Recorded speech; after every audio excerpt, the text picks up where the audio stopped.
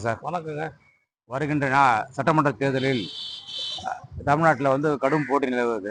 யார் ஆட்சி பிடிப்பா? இப்போ இருக்கிற ஆளுங்கட்சி திருப்பி தக்க வச்சுக்குமா ஆட்சியை? இல்லை எதிர்கட்சி ஆட்சி பிடிக்குமா? இல்லை புதுசாக வந்த கட்சியோட ஆட்சி பிடிக்குமான்றது இருக்குது. நீங்கள் ஒரு சமூக சேவராக இந்த சென்னை மாநகரம் ஃபுல்லாக நீங்கள் இருக்கிறீங்க. அதனால் உங்கள் கருத்தை நான் கேட்க விரும்புகிறேன். அடுத்து தமிழ்நாட்டில் யார் ஆட்சியை பிடிப்பா? ஐயா, நீங்கள் கேட்ட கேள்வி மக்களுக்கு பயனுள்ளதாக இருக்கும். இந்த தமிழ்நாட்டில் வந்து ஆட்சி செய்யறதுக்கு தகுதியே இல்லாமல் இருக்கின்ற இன்றைய சிஎம் அவர்கள் என்ன செய்கிறார்கள் என்று திமுகவுக்கே தெரியாது. மக்களை வந்து ஒரு படப்பிடிப்பு நிலையம் மாதிரி தான் அவர்கள் பார்த்து கொண்டிருக்கிறார்கள்.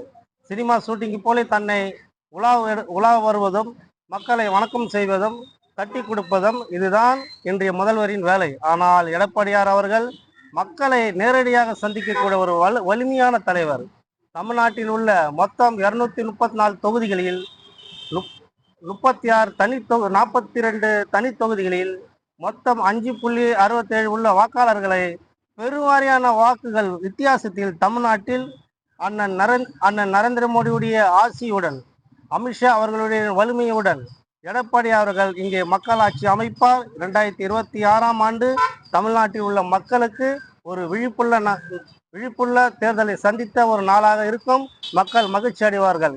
எடப்பாடியாருடைய ஆட்சி மிகவும் சிறப்பான ஆட்சி. ஏனென்றால் புரட்சி தலைவர் வழியில் வந்த ஒரு மாபெரும் தலைவராக இன்னைக்கு தன்னை உருவாக்கி கொண்டார். மக்கள் ஏற்றுக்கொண்டார்கள்.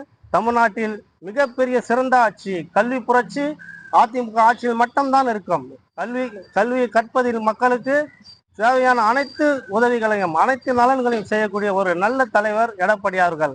ஆனால் தமிழ்நாட்டிலே பெருவாரியான தொகுதிகளை கைப்பற்றி என்டிஏ கூட்டணி ஆட்சி அமைக்கும், மக்களை காக்கும், மக்கள் இங்கே நிம்மதியாக இருப்பார்கள். நன்றி சார். நன்றி.